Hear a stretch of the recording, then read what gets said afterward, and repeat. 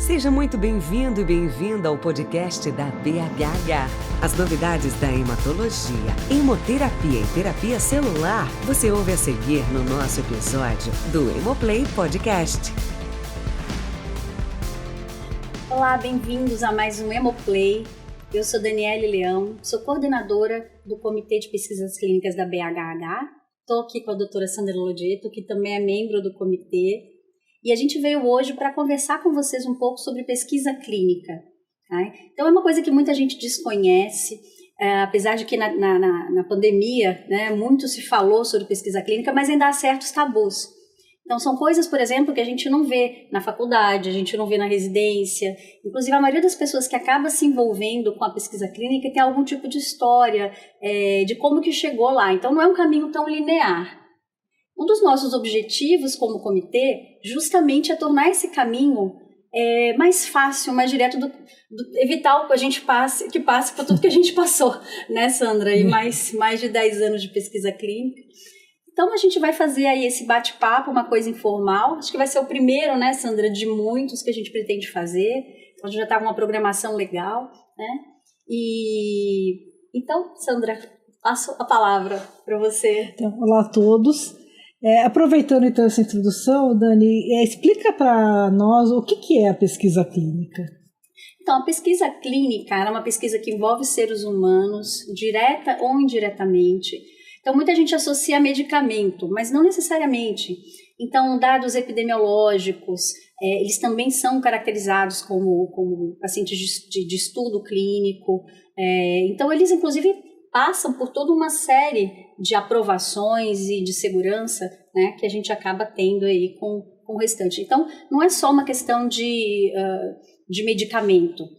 Outros tipos de intervenção também, outros tipos de avaliação que você acompanha. Então, assim, envolver os seres humanos, a gente tem toda uma legislação, inclusive para evitar, né, que aconteça o que a gente sabe aí que aconteceu no passado, o Tribunal de Nuremberg, etc. Tá? Que inclusive vai ser um dos vídeos que a gente vai gravar para vocês depois. Né? A gente estava conversando, é super interessante a história da pesquisa clínica. Sim, só complementando, né, nós gostamos de estudar medicamentos, né, porque é uma forma que nós temos de oferecer no Brasil uma oportunidade de tratamento mais de ponta para os nossos pacientes. Mas acho que é importante nós lembrarmos que, como no Brasil nós não temos muitos dados epidemiológicos dos nossos doentes, um estudo epidemiológico também faz parte da pesquisa clínica, ele também deve ser feito, né? Então, nós estimulamos vocês a pensar também em estudos epidemiológicos para que nós possamos ter mais dados nossos, né? E, Dani, na época das vacinas contra a Covid, né, houve uma confusão de que fase de estudo não é, porque eu não vou fazer porque é fase tal. Explica um pouco para a gente quais são as fases de um estudo clínico. Então, como a gente comentou, estudo clínico envolve seres humanos. Inicialmente, a gente tem a fase pré-clínica, tá? Então, eu até explico para os pacientes, assim, vai lá no tubinho de ensaio, você descobre uma molécula, ou descobre algum receptor, enfim. E essa molécula parece ser promissora in vitro, né, biologicamente. Então, o segundo passo, eu vou falar assim uma coisa em geral, é claro que cada molécula tem a sua história, mas em geral, você vai, por exemplo, avaliar em camundongos, vários medicamentos são avaliados em macacos. Então, uma vez que você consiga ter essa avaliação pré-clínica, essa molécula passa para os estudos clínicos. Então, a primeira fase que a gente acaba tendo seria o fase 1. Então, às vezes até eles misturam fase 1/2, que aí eles já vão pegando um gancho aí para poder chegar na segunda fase. Mas a primeira fase, a gente veria, por exemplo, a melhor forma de se aplicar determinada medicação, começa-se a testar a dose. E, em geral, eles pegam o que a gente chama de basket, né? Que seriam, por exemplo, várias doenças mais ou menos similares. Então, por exemplo, na área de linfomas, então a gente tem linfoma de células do manto, a gente tem linfoma linfocítico, LLC, Waldenström, enfim. E eles avaliam esses dados com um número menor de pacientes, avaliam a questão de dose, e aí vai-se para um estudo fase 2. E aí você já começa a ver a ação desse medicamento, né? Geralmente nesses grupos que tem provavelmente resultados um pouco melhores e que a droga é mais promissora.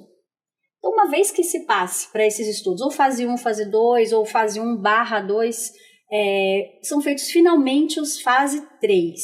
Então, fase 3, então essa molécula parece promissora, parece segura, eu preciso saber se ela é melhor do que o tratamento padrão que existe ou não. Então, a gente vai comparar com o que já existe. Então, você pega o braço que chama-se muito Standard of Care. Aliás, a gente tem muito termo em inglês em pesquisa, né? Que a gente acaba até se habituando. Mas a gente tem o tratamento padrão e a gente vai no outro braço alocar os pacientes para receber, né, essa nova terapia. E tem que lembrar também que nós temos os estudos fase 4, né, que é o que a gente chama de estudo pós-marketing, depois que a molécula já foi aprovada. Então, às vezes, o pesquisador quer estudar mais algum detalhe daquela molécula, naquela determinada doença, um ponto específico. Então, nós chamamos de estudo fase 4, quando o estudo é feito depois que a molécula foi aprovada. E às vezes... Só sem querer te cortar, tem também estudos de vida real. Sim. Tá? Que o interessante é que eles respondem muitas vezes perguntas que o estudo clínico não vai responder.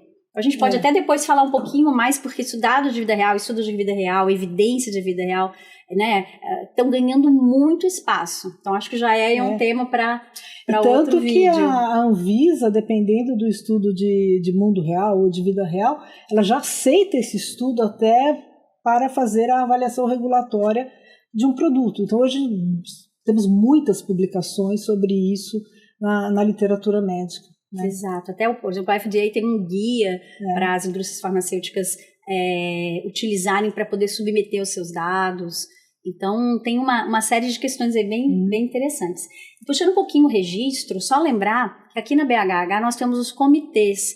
Então, comitê de LLC, linfoma, mieloma, enfim, vários comitês. E vários membros desses comitês, eles têm registros, né, que são registros brasileiros, que qualquer um pode participar dos seus dados, dos seus pacientes, das suas instituições. Então, é tudo assim, passou em toda a estrutura regulatória, que a gente vai comentar aqui, né, Sandra, nesse nosso bate-papo, e que, na verdade, acabam sendo quase que a única fonte geradora de dados. Né? Então, por exemplo, o INCA não tem dados de mieloma. Os dados de mieloma que a gente tem são dos estudos do GBRAM, Grupo Brasileiro de Mieloma Múltiplo. Né? Ele não faz parte do comitê, vamos dizer assim, os diretores, né, do GBRAM, eles fazem parte do comitê, mas é uma iniciativa do Grupo Brasileiro. Então, assim, qualquer pessoa pode fazer parte, não tendo interesse, né? E é o que a gente tem de vida real, os dados que a gente tem de Brasil, de América Latina. E lembrar que também na pediatria é possível pesquisa clínica, então registros também, o pessoal que faz pediatria, acho que também pode criar um link aqui com esse nosso comitê de pesquisa clínica, né? Eu faço parte também do comitê de hematologia pediátrica da BHH, então acho que também nós temos que ter ideias para propor estudos, que as crianças também precisam ser melhor conhecidas, né? Com certeza, então, e o legal justamente desse vídeo é assim, abrir ideias, né? Que as pessoas comecem a se mobilizar. Sandra, conta pra gente quem que são os membros aí desse nosso comitê. Então, o nosso comitê ele é composto por vários professores de renome, que eu tenho orgulho de falar. A doutora Daniele Leão é a nossa coordenadora, mas também os professores Ângelo Maiolino, Carlos Chiattoni, Laura Fogliato, Vânia Hungria, Eduardo Rego e eu, Sandra Logeto. E, de novo, a Dani já falou, mas nós nos colocamos à disposição para vocês entrarem em contato, porque a gente realmente quer fazer um trabalho abrangente, né?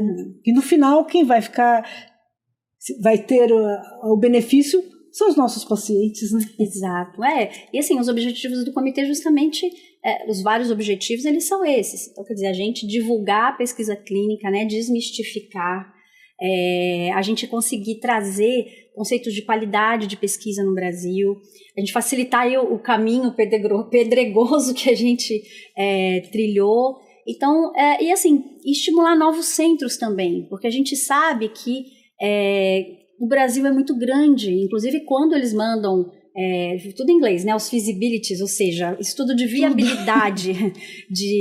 Eu fico bravíssima quando eles me dão X centros em São Paulo. Gente, calma, vamos expandir. E a gente sai sugerindo centros que são excelentes fora desse eixo. Eu já trabalhei em 2 em outras regiões, conheço colegas assim que fazem trabalhos belíssimos. Então, uma das minhas brigas há muito tempo é tirar a exclusividade, né? Então, acho que assim, eu comecei a fazer pesquisa clínica numa dessas iniciativas, quer dizer, faço pesquisa aí há 13 anos, mas numa dessas iniciativas de abrir novos centros em novos locais. Então, quer dizer, participei lá em Cascavel, no Paraná, X bolinhas de anos atrás, num outro centro que estava começando na mesma época em Goiânia, né? Agora eu trabalho lá na Beneficência Portuguesa. Então, acho que assim, é estimular mesmo, porque fazer pesquisa clínica é muito gostoso. A gente fica sabendo, assim, a gente acaba tendo acesso a muitas coisas de ponta que acabam demorando para poder chegar no Brasil, mas que a gente até sente que o Brasil cada vez mais está nesse cenário, né? Primeira coisa, e a gente acaba tendo contato com drogas, com mecanismos de ação, com coisas muito avançadas, e podendo oferecer isso para vários pacientes. Então, a gente está com um paciente, inclusive agora, olha, ele só está vivo porque ele entrou no estudo clínico. E há várias histórias, né? Sim. Relacionadas a isso. Eu acho muito importante isso que você comentou, Dani, porque é possível fazer pesquisa clínica no Brasil. Tá? É regulado, é ótimo que seja regulado. Exato. Quanto mais regulado, melhor. Mas é uma atividade que nós conseguimos fazer no nosso país e temos que estimular, exatamente como a Dani falou, centros em várias regiões do Brasil, até para facilitar o encaminhamento de um paciente. Muito mais fácil um paciente da região norte seguir um estudo clínico na região norte do que estar vindo para cá. Então, é possível, queiram fazer pesquisa clínica. Pesquisa clínica é muito gostoso. É apaixonante. Depois que começa, a gente não sai mais, né? Eu deixei de fazer citometria de fluxo, que era uma outra paixão também, para me dedicar à pesquisa, né? Então, assim, atendo pacientes, normalmente consultório, etc. Mas a pesquisa clínica, para mim, são momentos da minha semana que são extremamente prazerosos. Dá trabalho, é claro que dá trabalho, a gente faz uma avaliação um pouco diferente, tem um pouco mais de parte burocrática, mas é tão interessante porque a gente começa a usar conceitos da pesquisa clínica de organização, de registro, para a sua prática clínica. Exato. Então, assim, é muito interessante isso, sabe? Eu acho que, assim, a gente vai olhar a qualidade do atendimento em geral. Então, assim, é muito legal. Você vai pegando mão com cada ano que passa. Sempre é muito legal a gente já ter pessoas num centro que têm experiências ou que fizeram estágios até em outros centros. Quando eu comecei, eu ligava para várias pessoas. Imagina, porque eu fiz orçamento, liguei para várias pessoas, como vocês fazem, enfim. Então, é uma sociedade... todo mundo que faz a pesquisa clínica são pessoas muito, muito coesas, todo mundo meio que se conhece e se ajuda. Então, olha, até hoje, tudo que eu precisei de todos os colegas, né, antes do comitê, né, que o objetivo é justamente facilitar isso, olha, todo mundo estendia a mão, todo mundo contribuía para que melhorasse a qualidade. Então, olha, realmente, assim, eu digo que é uma área, né, muito... assim, muito gostosa, muito amistosa, né? Então, eu acho que isso é uma verdade. E na pediatria, por exemplo, a minha experiência é com anemia falciforme, talassemia, e nós fizemos vários estudos de trombose em pediatria. Legal. E aí, às vezes a dúvida é, mas a família aceita? Eu acho que, do mesmo jeito que a família aceita, o adulto aceita, porque o nome dele, ele é um sujeito de pesquisa. E como sujeito de pesquisa, ele tem o poder de decisão, de entender o que está sendo feito. Nós temos o dever de explicar detalhadamente o que é o estudo, o que vai acontecer com ele, por que é importante ele estar participando. E eu vejo, como eu já comentei, mas a possibilidade dele usar medicamentos, isso quando é que a gente acaba falando mais em medicamento quando pensa em pesquisa clínica, mas dele antecipar o uso de medicamentos no Brasil, que se ele for esperar uma aprovação regulatória do exterior e depois da aprovação regulatória brasileira, ele já está usando. E ele continua usando esse medicamento, ou se ele está se beneficiando depois do estudo. Então, ele tem um nível hoje de importância dentro do estudo que ele decide junto conosco, né? Então, tira aquele conceito que, infelizmente, às vezes algumas pessoas, às vezes até médicos, acham que não, ele está sendo utilizado. Não, ele está na cadeia decisória, no mesmo nível, ou até superior a nós, porque ele tem o poder de decidir sair a qualquer momento. Então, tudo isso por quê? Porque é legal, é possível em crianças e em adultos pesquisa clínica no Brasil.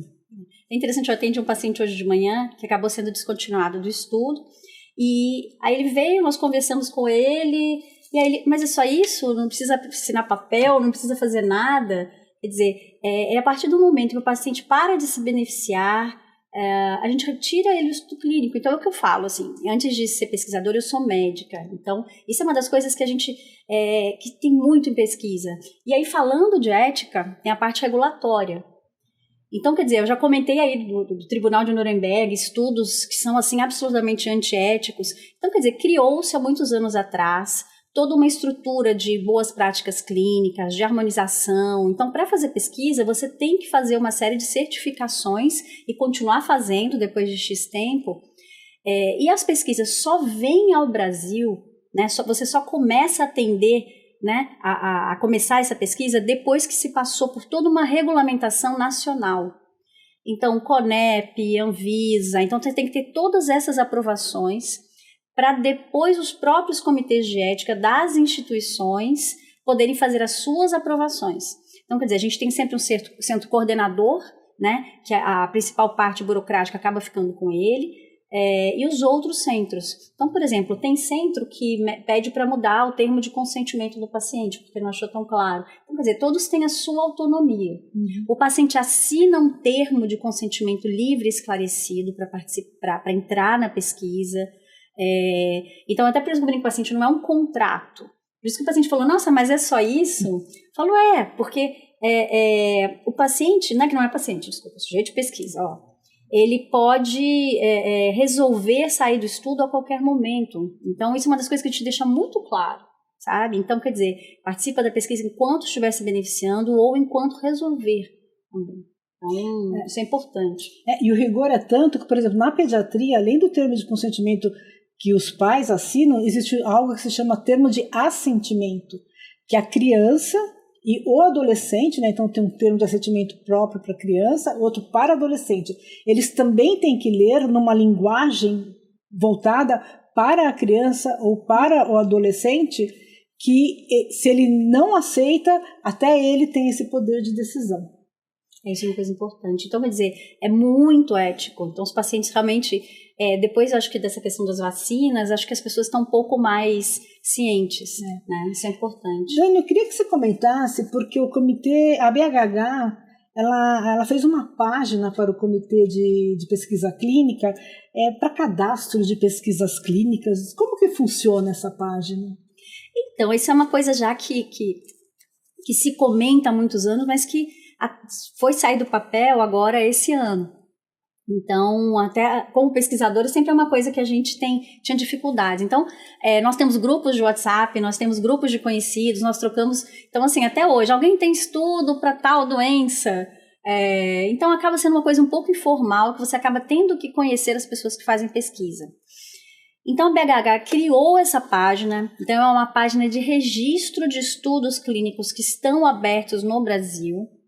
Então, a gente está... E é muito importante assim, que a gente olhe com muito carinho para essa página, sempre tentando assim, fazer melhorias, inclusive a gente aceita aí sugestões, mas a ideia inicial é que o pesquisador de qualquer um dos centros, não precisa ser o centro coordenador, ele cadastra o estudo que está aberto nessa página. Então, assim, a gente tem o objetivo do estudo, a gente tem os critérios de inclusão e exclusão, né? A gente tem os links aí para o Clinical Trials, né? Que é vamos dizer assim, como se fosse o registro, né? É o registro americano de estudos clínicos. Então, essa página justamente visa aumentar, né, essa divulgação e que chegue mais fácil. Então, olha, eu estou no consultório com um paciente com um linfoma não Hodgkin recidivado, eu preciso, como é que eu faço? Então, eu entro em contato com o colega, às vezes o colega não responde, então você pode entrar no seu consultório, se você colocar BHH e pesquisa, já entra na página, né? Então, eu acho que é uma coisa que foi uma iniciativa extremamente importante, né? Justamente assim, para facilitar a acessibilidade dos médicos em relação a essa pesquisa. Então, isso é super importante. Isso até vai facilitar, se o colega tem um paciente que se encaixe no estudo, ele pode identificar onde está esse estudo que é mais perto dele, para que faça esse encaminhamento. O que mais que o nosso comitê pode oferecer para os hematologistas? Então, acho que essa parte educacional também, né? Então, a gente vai fazer aí vários vídeos aqui comentando sobre aspectos específicos, mais detalhados, né, da pesquisa clínica. Inclusive, por favor, olhem, escrevam, mandem algumas sugestões, né? A gente está tendo várias ideias assim, e a gente está à disposição. Então, tem aí os nossos contatos, assim como a BHH está sempre à disposição, né, dos nossos hematologistas. Então, acho que assim, que a gente sirva como uma ponte para poder facilitar esse acesso e lembrar que todos vocês fazem parte, né? Então, quer dizer, a BHH é uma casa onde essa família hematológica deve conviver e que a gente tem uma representatividade com isso em vários setores. Então, a gente comentou aí de vários comitês. Então, olha, eu acho que com isso a gente facilita a representatividade no Brasil, a resolução de vários problemas. Então, é um prazer muito grande fazer parte de tudo isso, né, Sandra? Uhum. E é um prazer imenso a gente ter podido fazer, né, essa pequena conversa entre nós, que é uma conversa bem introdutória. Cada tópico aí dá horas e horas de discussão, né? Não sei, Sandra, você tem mais algum comentário, alguma coisa? Acho que para o início nós já falamos bastante, mas estamos preparando com carinho outros podcasts que com certeza serão de interesse, tanto para quem já está na pesquisa clínica, como para quem quer conhecer mais e queira participar. Vamos comemorar esse dia 20 de maio com muito carinho, porque acho que ser pesquisador no Brasil é um case de sucesso. Exatamente. Porque é um trabalho, mas é um trabalho gostoso e gratificante. Né? No fim, nós comemoramos, os sujeitos de pesquisas comemoram e todos ficam bem, né, Dani? Então a gente convida aí, tomara que vocês se sintam estimulados aí com esse nosso vídeo a participar, né, entrar nessa família aí também da pesquisa clínica. Então, mais uma vez, a gente fica super à disposição e muito obrigada pela atenção de vocês. Muito obrigada, Dani. Obrigada, Sandra. Com acesso a muita informação sobre as especialidades e diversos temas pertinentes na voz de quem entende.